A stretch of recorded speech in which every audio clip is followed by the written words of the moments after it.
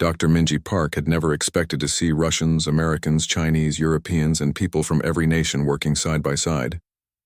Yet here they were in the underground facility beneath the Gobi Desert. The world's most brilliant minds joined for a single purpose: survival. 3 days had passed since Earth's declaration of war against the Galactic Council. 3 days of tense waiting, watching the skies and preparing for whatever might come. Minji stood before a large screen, presenting her findings to the gathered scientists and military leaders. Her team had been working non-stop to understand the alien technology from the crashed scout ship. The breakthrough is in their communication system, she explained, pointing to a complex diagram. We've cracked how they send messages faster than light. It's based on quantum entanglement, but they've found a way to control it precisely. Defense Minister Taewoo leaned forward. So we can talk to them? Better, Minji smiled. We can listen to them. We've tapped into their network. We can hear what they're saying about us. The room fell silent. This was more than they had hoped for. And? Grand Admiral Jun Kim asked from the back of the room. It's not just one council, Minji said. There are many factions, as we suspected. Some want to destroy us immediately. They're calling us a dangerous anomaly because we defied them. Some want to study us, to find out why we responded differently than other species. And some, a small group, actually respect our stand. Can they hear us talking right now? Asked President Lee. No, we've developed shielding based on their own technology. Minji gestured to the ceiling where strange metal panels had been installed. These rooms are safe. What about their weapons? Jun asked. What are we facing? Minji's expression grew more serious. Their technology is advanced but not impossible to understand. They use energy weapons, what we might call particle beams or plasma weapons. Their ships are protected by energy shields, but the principles are similar to theories our physicists have developed. Can we defend against them? President Lee asked. Given time, yes, Minji replied. We've already started adapting the communication technology to detect their ships from greater distances. And we have ideas for defensive systems. Director Han Suk entered the room, her face tense. She walked directly to Jun and President Lee, speaking in a low voice. We've detected movement. Multiple objects leaving what we believe is their Kuiper Belt outpost, heading inward toward Earth. Jun stood immediately. How many? How fast? 50 ships based on energy signatures. At their current speed, they'll reach Earth in 6 days. President Lee addressed the room. It seems the Council has made its decision. We have 6 days to prepare our defense. Everyone will continue their work. Dr. Park, focus your team on any weaknesses we might exploit. As the meeting dispersed, Minji returned to her laboratory.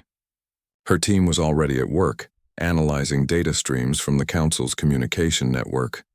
Dr. Park, called one of her assistants. We're picking up interesting patterns in their shield frequencies. They cycle at regular intervals.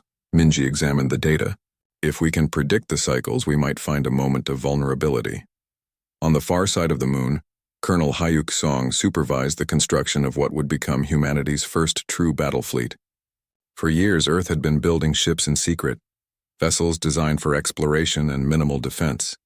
Now they were being rapidly modified into warships. The new power cores based on the alien tech are ready for installation, reported Chief Engineer Doyen. They'll give us twice the energy capacity. Good, Hyuk replied. And the weapon systems? We've adapted missile designs to carry EMP warheads. If Dr. Park's theories are correct, they might disrupt their shields. Hyuk looked out at the line of ships being retrofitted in the lunar hangar. 20 vessels, the sum total of Earth's space fleet. They looked pitifully small compared to what they would face. They expect us to beg for mercy, he told Doyen. They have no idea what humans do when backed into a corner. Back on Earth, in cities around the world, people prepared for possible attack. Underground shelters were opened. Food and supplies were distributed. But remarkably, there was no panic, no mass hysteria. Humanity had united in a way never seen before. Old enemies worked together. Resources previously used to fight each other were redirected to defense. The first truly unified Earth government had formed in a matter of weeks, something that would have seemed impossible just months before. In Seoul, Jun met with his military council. Representatives from every nation's armed forces were present, planning Earth's defense. We can't match them ship for ship, said the American general. So we need to be smarter, not stronger. Guerrilla warfare, added the Chinese admiral. Hit-and-run attacks. We know our solar system better than they do. What about civilian targets? Asked the European commander. They might attack our cities to force surrender. We've prepared as best we can, June replied. Evacuation plans are in place for major cities. Essential industries have been moved underground or to remote locations. And if we lose? Someone asked quietly. June looked around the room. Then we lose fighting. But we will not surrender our future to fear. 4 days before the alien fleet would reach Earth, Minji made another breakthrough. She rushed to the command center where June and President Lee were reviewing defense plans. We've found something, she said, slightly out of breath. Their ships all use the same command protocols. It's a standardized system across their fleet. What does that mean for us? President Lee asked. It means they're vulnerable to the same attack. If we can disrupt one of their ships, we can potentially disrupt all of them. June leaned forward. How? A targeted electromagnetic pulse, precisely calibrated to the frequencies their systems use. It won't destroy their ships, but it could disable them temporarily. Long enough for our ships to attack? Possibly, Minji said. But there's a problem. The pulse would need to be generated very close to their fleet. Our ships would be detected long before they got that close. What about automated drones? Suggested Han-suk, who had been listening quietly. Small, fast vessels that could approach under minimal power, then activate just before the pulse? Minji considered this. Yes, that could work. We'd need to build them quickly. Start immediately, President Lee ordered. Use whatever resources you need. The next 3 days were a blur of activity. Around the world, factories worked around the clock to build components for Minji's EMP drones. On the moon, Hyuk's fleet prepared for battle, each ship equipped with the best weapons Earth could produce. And in orbit around Earth, disguised as space debris, automated defense satellites took position. They weren't much, essentially orbital mines designed to detonate when alien ships passed nearby, but they might buy precious time. The day before the alien fleet was due to arrive, June addressed the combined forces of Earth from his command center beneath Seoul. Tomorrow we face the greatest challenge in human history, he said. His voice transmitted to soldiers, pilots, and civilians around the world and in space. The Galactic Council believes we will be easy to defeat. They think because they have more ships, more advanced weapons, that we will quickly surrender. He paused, looking directly into the camera. But they don't understand what makes humanity different. Throughout our history, we have faced overwhelming odds. We have survived ice ages, plagues, world wars. We have climbed the highest mountains, dived to the deepest oceans, and reached for the stars despite knowing the dangers. Around the world, people listened in shelters, in homes, in military bases. We fight not just for ourselves, but for every species that has been forced to submit to the Council's rule. We fight for the right of all intelligent beings to determine their own destiny. On the moon, Hyuk and his pilots prepared their ships, listening to June's words. They gave us a choice: submit or die. We have chosen a third option. We choose to fight, not because we know we can win, but because some things are worth fighting for, even against impossible odds. In her laboratory, Minji and her team made final adjustments to the EMP drones, drawing strength from June's speech.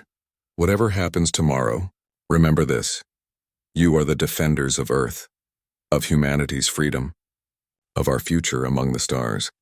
Stand firm, fight well, show the galaxy what humans are capable of when our home is threatened. As night fell across Earth, an eerie calm settled over the planet. In homes and shelters, families held each other close. In military bases and command centers, soldiers and officers made final preparations. And in space, at the edge of Earth's detection range, 50 alien warships approached, unaware that they faced not a primitive species ready to surrender, but a united humanity prepared to fight for its survival with everything it had. The alien fleet entered the solar system beyond the orbit of Neptune, following the path of their probe. They moved in perfect formation, confident in their superior technology and numbers. In his lunar command center, Hyuk watched their approach on a holographic display. "Status of the drone fleet?" he asked. "All 30 EMP drones are in position hidden in the asteroid belt," reported his second-in-command, "ready to activate on your command. And our ships? Powered down to minimum life support." Heat signatures masked. The enemy should not detect us until we power up. Hyuk nodded. The plan was simple but dangerous. 2 weeks had passed since humanity's first victory against the Galactic Council forces. The alien fleet remained near Mars, repairing their ships and waiting for reinforcements. Earth used this precious time to strengthen its defenses and prepare for the next battle. In the main command center beneath Seoul, Admiral Jun Kim studied the reports from their spy satellites. Thanks to Dr. Minji Park's breakthroughs with alien communication technology, they could now track Council ships throughout the solar system. They've established a base on Phobos, he told President Lee, pointing to Mars's smaller moon on the display. And more ships are arriving from beyond Neptune. How many? Asked the president. At least 30 more so far. And these look bigger than the first wave. Han Suk entered the room carrying a data tablet. We've intercepted and translated their communications, she said. The council is in chaos. Some factions are calling for an all-out attack on Earth. Others are arguing for a more cautious approach. What's causing the disagreement? Jun asked. Us. Han Suk allowed herself a small smile. No species has ever responded to a council warning with direct military resistance. Some council members fear that our example might inspire rebellion in other controlled systems. Good, said President Lee. Division among our enemies works in our favor. There's more, Han Suk continued. We've detected communications from non-council sources. Other species are watching what happens here very closely. Jun rubbed his chin thoughtfully. Potential allies? Possibly. But most are too afraid to openly support us yet. They want to see if we can survive. On the moon, Colonel Hyuk Song oversaw the expansion of Earth's fleet. The 13 surviving ships from the first battle had been repaired. 20 more were under construction, incorporating lessons learned from the encounter with alien technology. The new shield generators are ready for testing, reported Chief Engineer Doyun, leading Hyuk through the busy lunar shipyard. Workers from dozens of nations labored side by side, building humanity's defense force. And the weapons? Hyuk asked. We've adapted the alien particle beam technology, not as powerful as theirs yet, but much better than our previous lasers. They stopped before a newly completed ship. Unlike the converted exploration vessels they had used before, this was designed from the beginning as a warship. The EMS Defiance, Doyen said proudly. First of Earth's new Defender class. Faster, better armed, and with shields that should hold against at least a few hits from their weapons. Hyuk nodded in approval. How soon can she fly? 2 days for final system checks. The crews are already training in simulators. Good. We'll need every ship ready when they come. Back on Earth in Minji's laboratory beneath the Gobi Desert, another breakthrough was taking shape. Her team had been studying the remains of alien ships, destroyed in the first battle. They're faster than light. Drive is the key, she explained to Jun and other military leaders who had gathered for her demonstration. We've reverse-engineered the basic principles. You're saying we can build FTL drives? Jun asked, amazed. Not exactly, not yet, Minji cautioned. But we've created something that works on similar principles. A short-range teleportation device. She pointed to a small platform in the center of the lab. A metal sphere rested on it. Watch, she said, pressing a sequence on her control panel. The sphere disappeared with a soft popping sound. On a second platform across the room, it reappeared instantly. 10 meters now, Minji said. We're working to extend the range. But imagine what this means for our defense. We could teleport EMP bombs directly onto their ships, bypassing their shields entirely. Jun's eyes widened as he understood the implications. How soon can we deploy this technology? We need another week to miniaturize the system enough to fit on our drones. You have 3 days, Jun said. Intelligence suggests the Council is planning their next attack soon. Across Earth, preparations for war continued. Factories worked around the clock producing components for ships and weapons. Volunteers flooded military recruitment centers. Food and essential supplies were stockpiled in underground shelters. Yet alongside these preparations, daily life continued. Children attended schools, now with added lessons on space defense and emergency procedures. Farmers tended their fields. Musicians composed songs of resistance that spread around the world.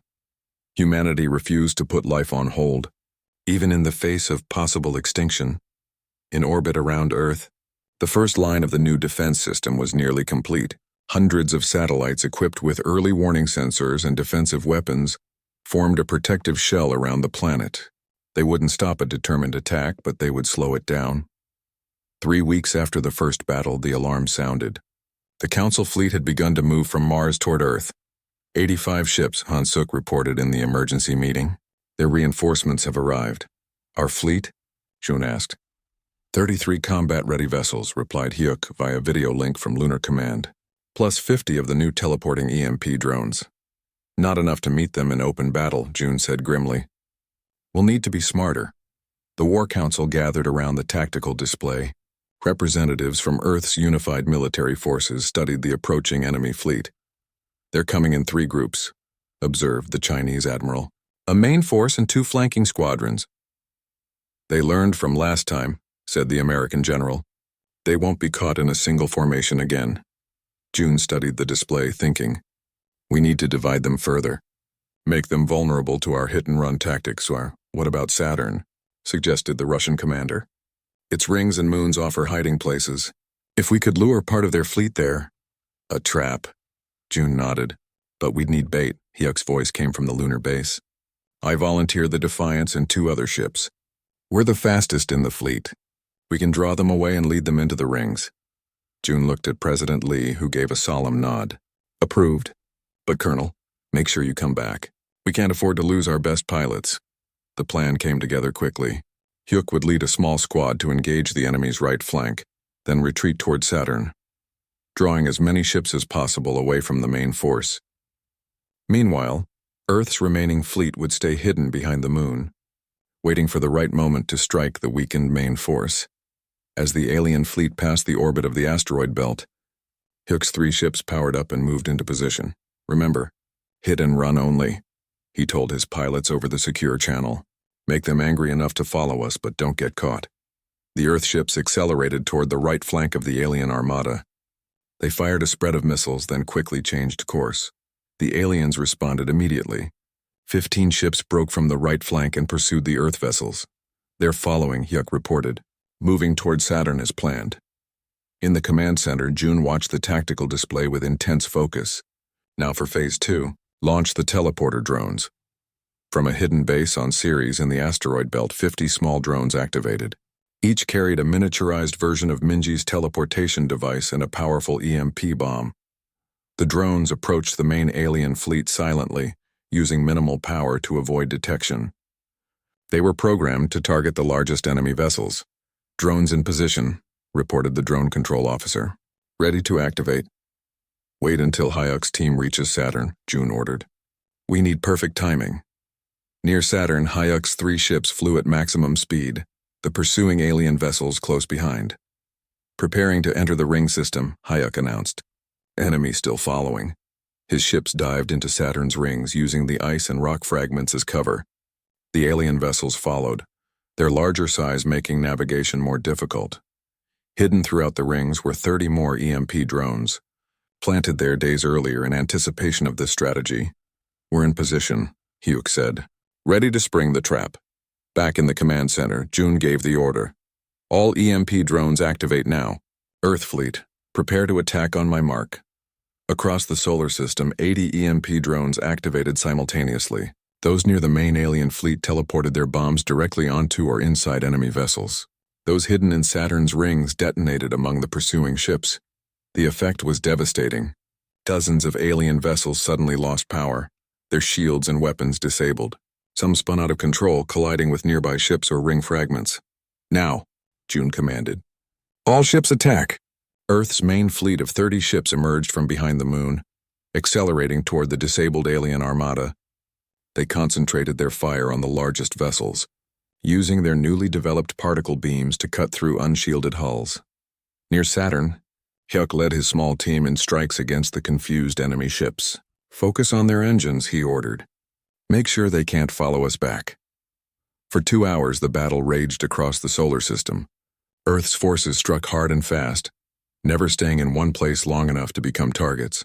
The aliens, used to overwhelming their opponents with superior technology and numbers, found themselves outmaneuvered by the smaller but more determined human fleet. When it was over, the Council had lost nearly 40 ships. The remainder retreated beyond Mars, regrouping around their base on Phobos. Earth's fleet had suffered too. 8 ships destroyed, 11 damaged, but it was a victory that no one had thought possible just weeks earlier. 4 weeks passed like a blur as Earth prepared for the coming storm. The Galactic Council's armada, nearly 1,000 ships strong, had crossed the outer reaches of the solar system and now approached the orbit of Jupiter. In the expanded lunar shipyards, humans worked around the clock. Earth's fleet had grown to 120 vessels. Some were small and fast, designed for hit-and-run attacks. Others were larger, carrying powerful weapons reverse-engineered from captured alien technology. Colonel Hyuk Song walked through the main hangar, inspecting the newest additions to humanity's defense force. The teleportation systems are installed on all capital ships, reported Chief Engineer Doyen, walking beside him. Limited range still, only 5,000 kilometers, but enough to deploy EMP bombs directly against enemy vessels. And the shields? Hyuk asked.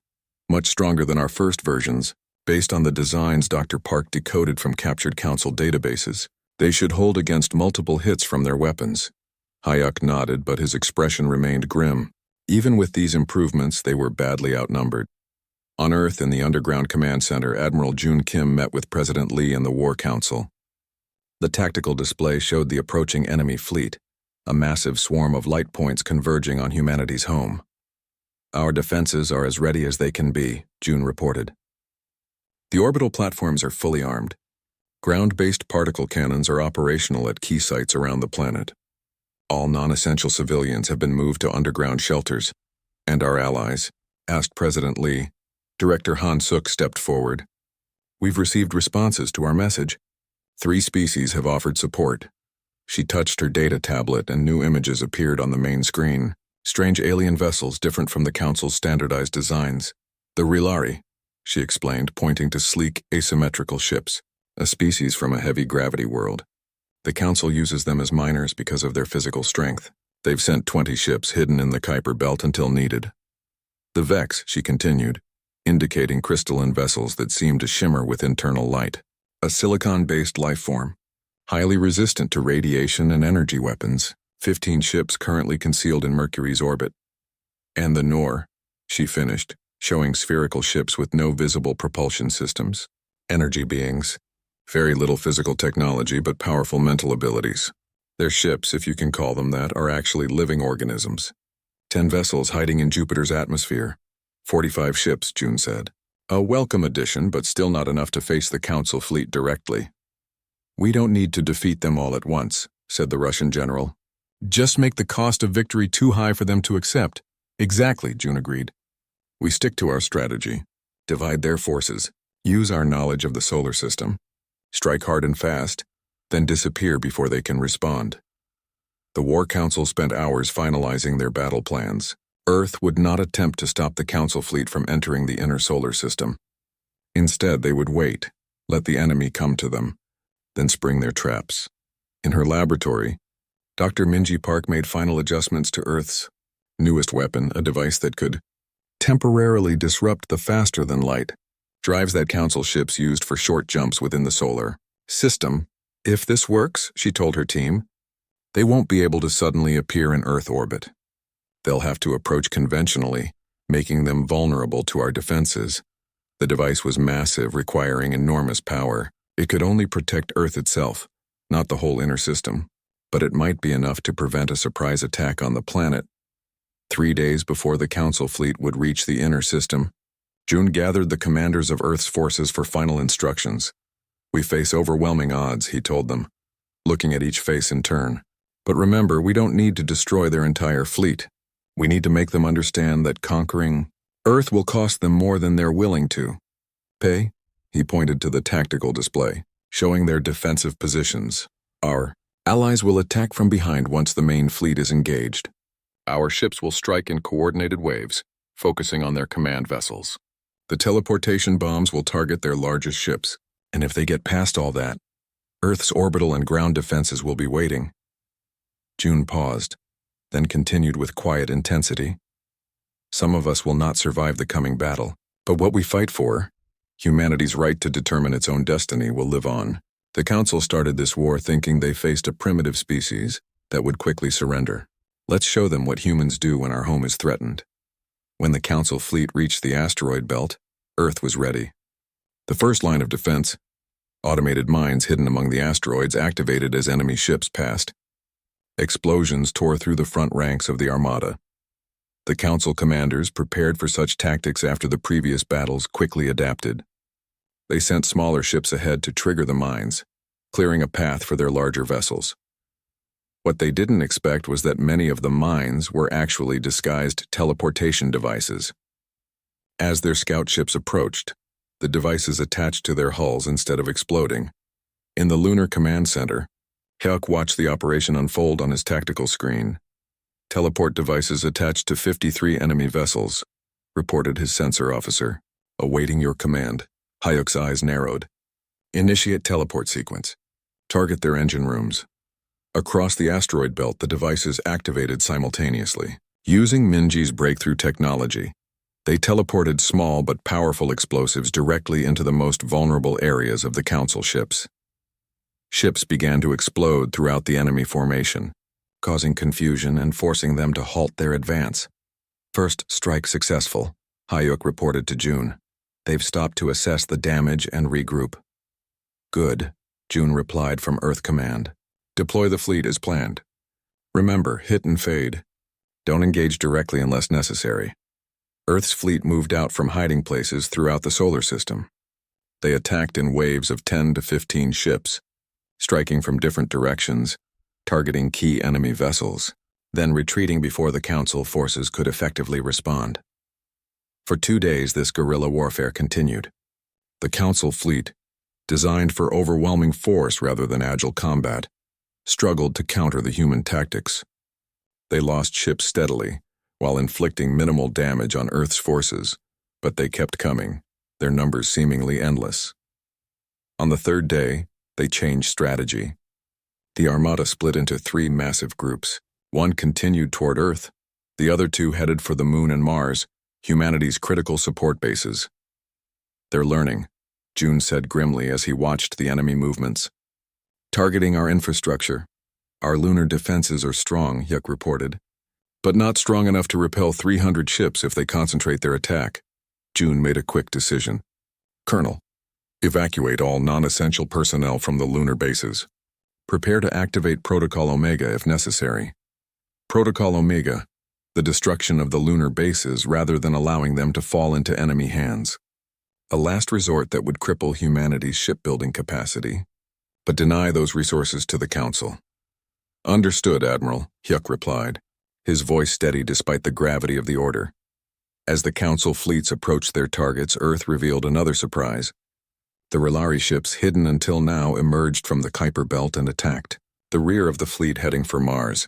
Their unusual weapons, gravity manipulators that crushed enemy hulls, caused havoc among the Council vessels. At the same time, the Vex vessels appeared from Mercury's orbit, engaging the group approaching Earth. Their crystalline ships absorbed energy weapon fire without damage, while returning devastating attacks that shattered enemy shields.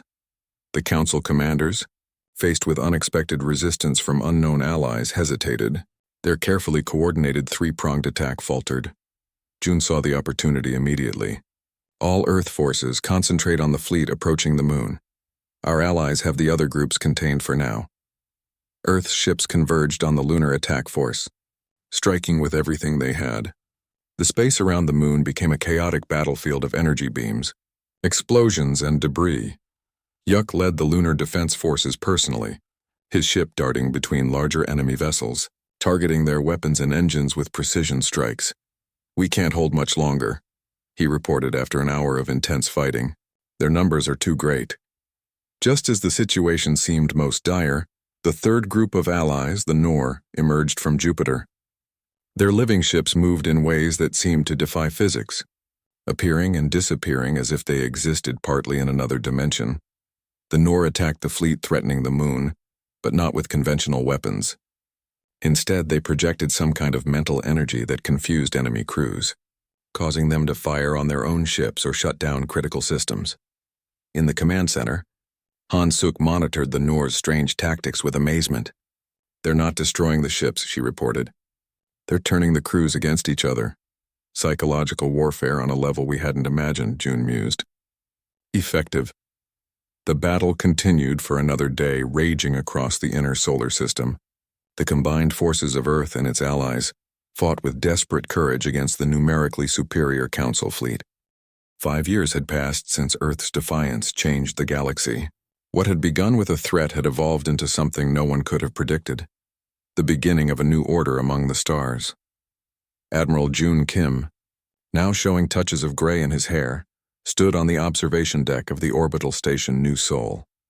Below him, Earth shone blue and green, its cities and farms visible even from space. Around the planet, thousands of satellites and defense platforms maintained vigilant watch, while ships of various designs moved in carefully controlled lanes. "Beautiful, isn't it?" asked a voice behind him. June turned to see Ambassador Jin, recently returned from a diplomatic mission to the Rilari homeworld. "Every time I come back, I'm struck by how much we've accomplished," she continued, moving to stand beside him at the viewport. 5 years ago we were facing extinction. Now we're helping to reshape the galaxy." June nodded, but not without cost. They both knew the numbers. Millions dead in the Council attacks, cities destroyed. The lunar base nearly obliterated. Sacrifice on a scale humanity had not seen in generations, yet from those ashes something remarkable had grown. "The Alliance delegation will be arriving soon," Jin said, changing the subject. "The Noor representatives especially wanted to meet you. The Galactic Freedom Alliance, formed by Earth and its 3 original allies, now grown to include 12 species who had broken free from Council control. Not an empire or even a federation, but a mutual defense pact and trading partnership between sovereign worlds." "I'll be there," June assured her. "But first, I have a meeting with the Defense Council. The reports from the border regions are concerning." Jin's expression grew more serious. "The Council is mobilizing again?" "Possibly. Director Han is still analyzing the intelligence. But we need to be prepared." The Council had not accepted its defeat gracefully. While officially recognizing Earth's sovereignty, they had spent the past 5 years trying to isolate the rebellious planet and its allies, imposing trade restrictions and occasionally testing Alliance defenses with small incursions. But the Alliance had grown stronger too. Technology sharing between the member species had accelerated development beyond what any of them could have achieved alone. Earth's fleet now numbered over 500 vessels, with thousands more from allied worlds. And the teleportation technology that had begun as a short-range weapon had evolved into something far more significant. In the vast command center beneath Sol, now expanded to 3 times its original size, Director Han Suk reviewed the latest reports with her intelligence team. The wall screen showed movements of ships across dozens of star systems. "The Council is definitely up to something," she told June when he arrived.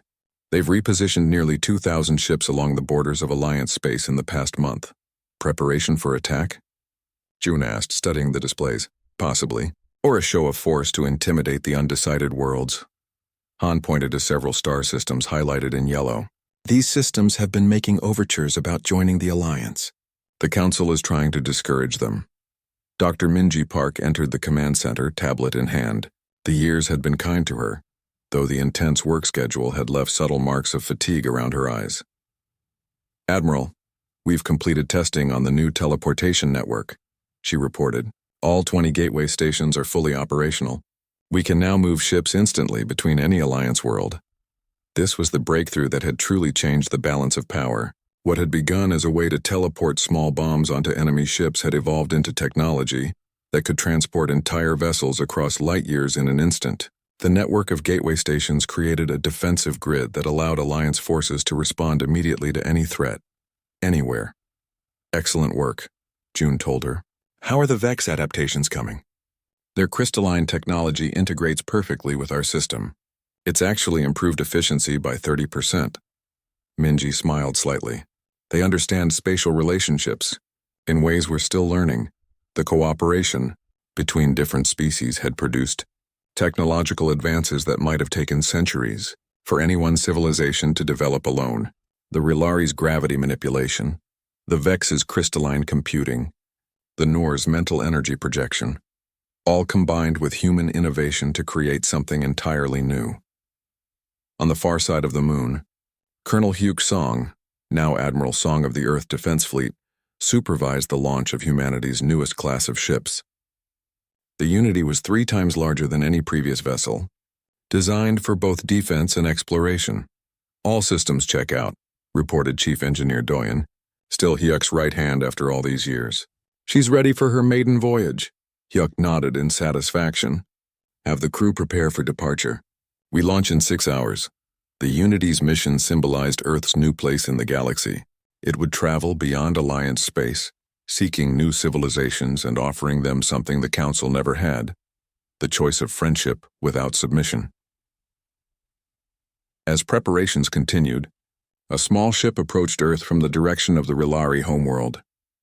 Unlike the angular designs of Earth vessels or the asymmetrical Rilari craft, this ship was perfectly spherical, a Nor vessel, piloted by beings of pure energy. In the diplomatic reception area of New Sol Station, Ambassador Jin welcomed the Nor delegation. Communication with the energy beings had been challenging at first, but over time, translator devices had been developed that converted their thought patterns into words. "We bring greetings from the Nor Collective," pulsed the lead representative, its body glowing with shifting colors. "And warning, the Great Darkness approaches." Jin's diplomatic smile faltered. "The Great Darkness?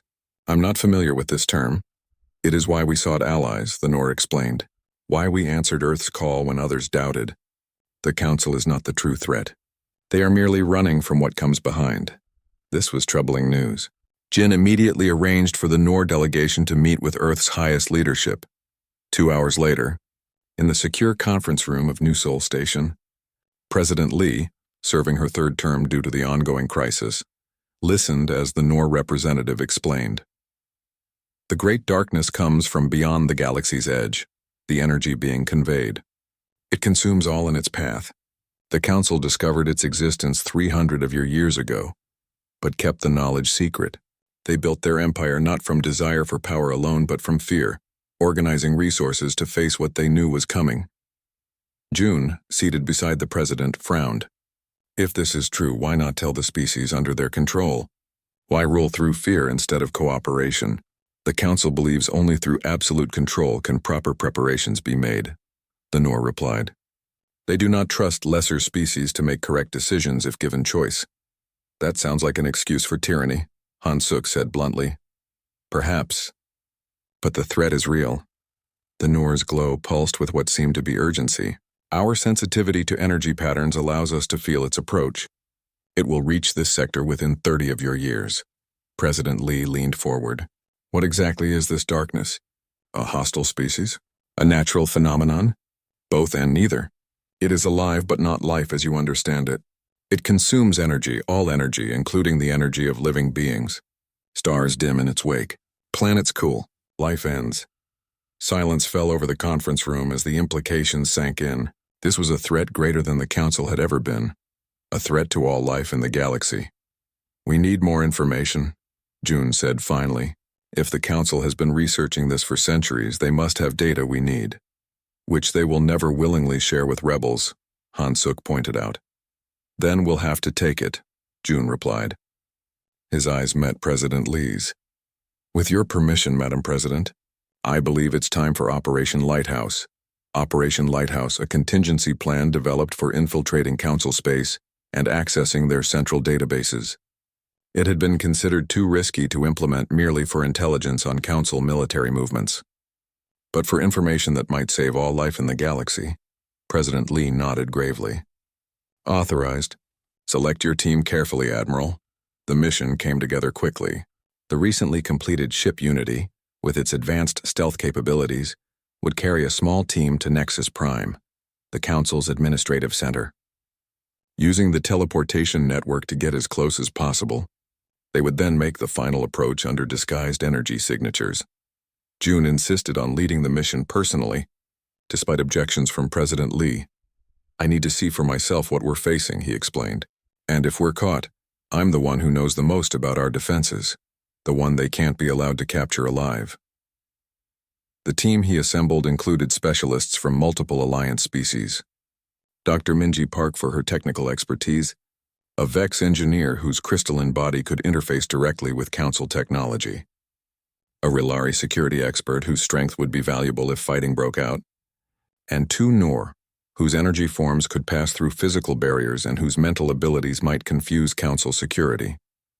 They departed without ceremony, slipping away from Earth while official attention focused on a public meeting of Alliance representatives.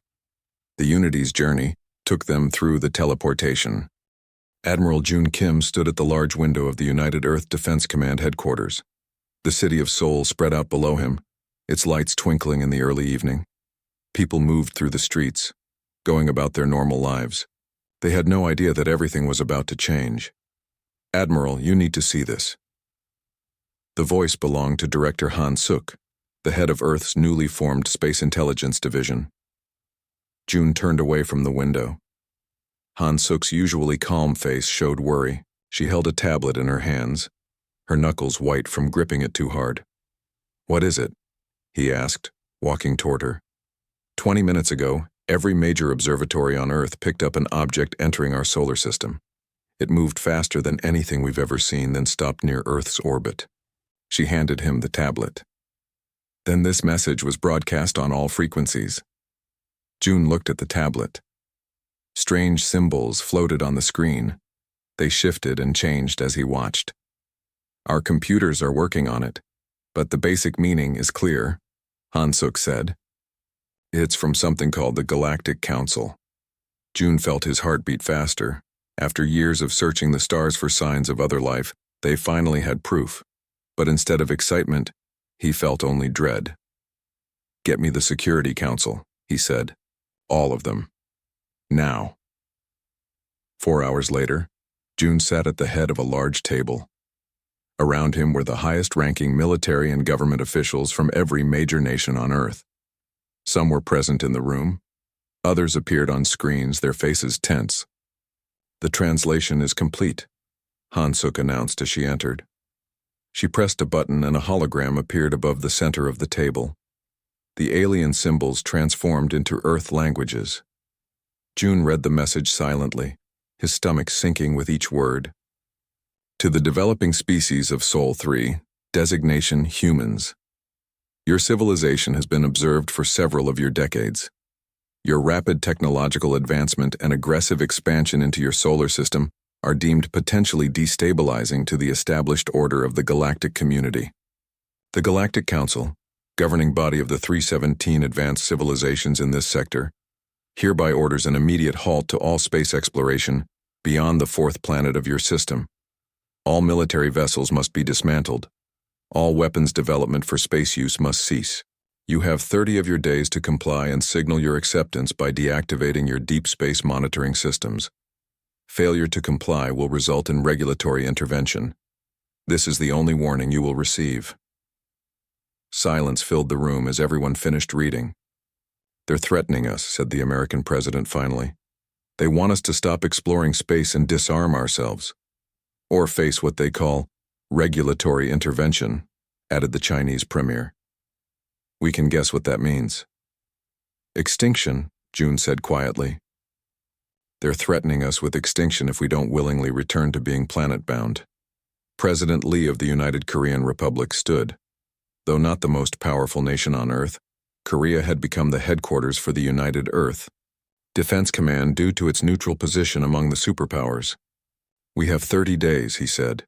"That's how long we have to prepare a response and decide the future of humanity." "What response?" asked the Russian president.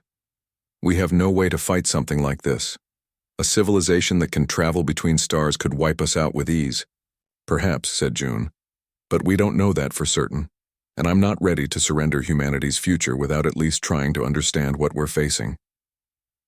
"Admiral Kim is right," President Lee said. "Contact our lunar and Martian colonies. Tell them to go dark immediately. No transmissions, minimal power. We don't want the Council to know exactly how far we've spread. And I want every piece of data we have on that object that delivered the message." Over the next week, Earth changed. For the first time in human history, nations worked together without conflict or competition. The United Nations transformed overnight from a diplomatic forum to an actual world government. Military resources were pooled. Scientific knowledge was shared freely. June worked without rest, coordinating with space forces around the world. What few ships Earth had, mostly transport vessels with minimal weapons, were gathered in the shadow of the moon, out of sight from casual observation. On the 7th day, Han-suk found him in his office staring at star charts. "You need to sleep," she said. "Later," he replied, not looking up. "I have news," she said. "The object that delivered the message, it left, but it dropped something first. A small probe. It's in orbit around Earth watching us." June looked up now. "Can we capture it?" "Too risky," she said. "But we can feed it false information, make it see what we want it to see." A small smile crossed June's face for the first time in days. "So the Council thinks they're watching us. Good. Let them watch. Let them see a frightened planet debating whether to surrender. While we prepare in secret," Han-suk added. "Exactly." By the end of the second week, Earth's response was taking shape. President Lee had been named emergency executive of the newly formed Earth Union. National borders still existed, but all military and space operations now fell under unified command.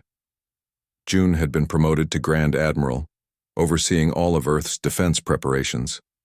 It wasn't much compared to what a spacefaring civilization might have, but it was more than most people knew existed. In the underground facility beneath the mountains north of Seoul, June met with the top scientists from around the world. "The good news," said Dr. Minji Park, head of the Advanced Physics Division, "is that we've learned something from the probe they left behind. Its power system uses principles we've theorized but never successfully implemented, a form of zero-point energy extraction." "Can we replicate it?" June asked. "Given time, yes," Minji replied. "But not in 30 days. "What's the bad news?" Han-suk asked. "The bad news is that we've detected communication bursts from the probe. It's sending regular updates. Based on the signal strength, we believe the nearest Galactic Council outpost may be as close as the Kuiper Belt." June's eyes widened. "They've been in our solar system all along?" "It appears so," Minji said. "Watching us. Studying us. Like we're some kind of experiment." Anger flashed across June's face. "Then they already know our capabilities. They know we're no threat to them."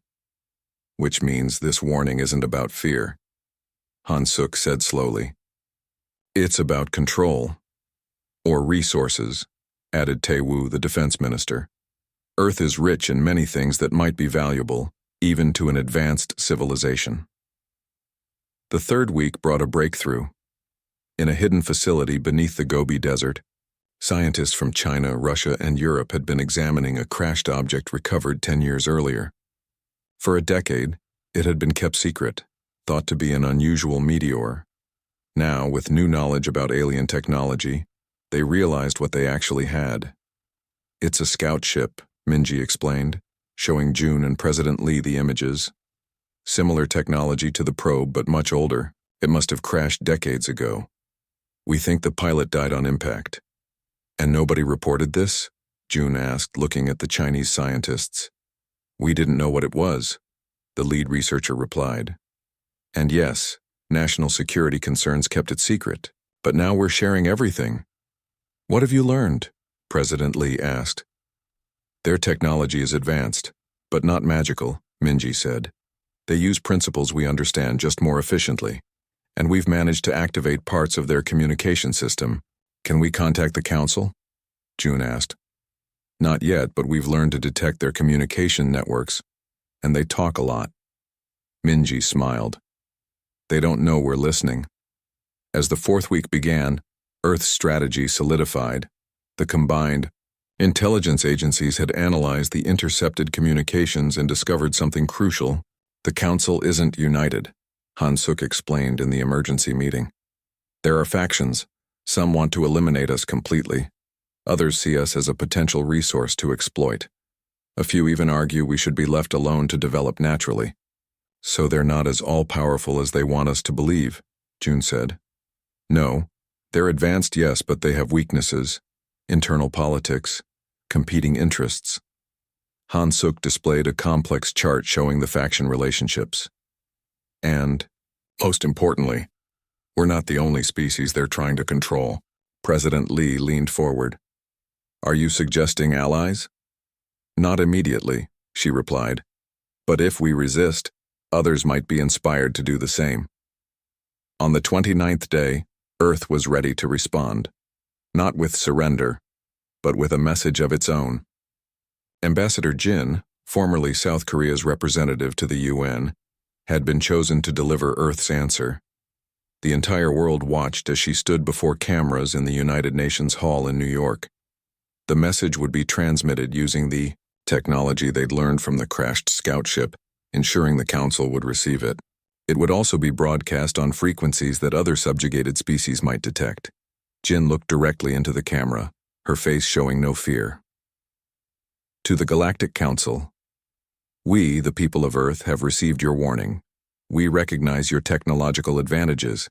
You believe these advantages give you the right to dictate our future and limit our potential. She paused, then continued with a stronger voice. Earth does not recognize the authority of any council in which we have no representation. Your demand that we halt our advancement is rejected. Your threat of intervention is acknowledged.